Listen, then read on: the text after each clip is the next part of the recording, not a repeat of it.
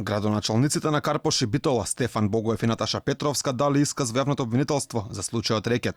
Како што соопштуваат од обвинителството за гонење на организиран криминал и корупција, се испитуваат лица кои со она што го знаат би можеле да помогнат во предистражната постапка, која во моментов се води против осомничените Бојан Јовановски алијас Боки 13 и Зоран Милевски, познат како Зоки Кичеец. Паралелно со прибирањето на вербални докази, основното јавно обвинителство за гонење на организиран криминал и корупција во континуитет дава насоки и наредби за вршење и на други истражни дејствија.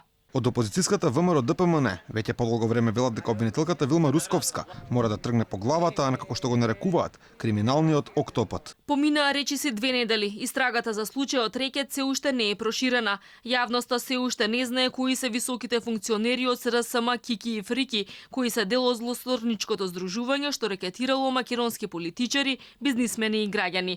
Главата на криминалниот октопод се уште е на слобода.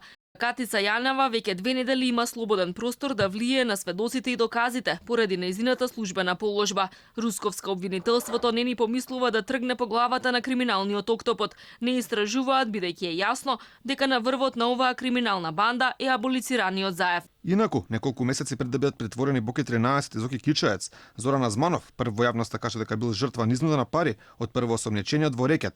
За Алфато изјави дека во овој случај се вклучени и други лица од власта, како и специјалната јавна обвинителка Катица Јанева, чиј втор телефон, за кој нејзиниот син кажа дека е изгубен, а беше пронеден кај неговата девојка, во моментов се вештачи. Во последните 2 недели и неколку други бизнисмени пријавуваат дека од нив бил баран Рекет од претворените, а двајца тоа го пријавиле и во Сојузот на стопански комори.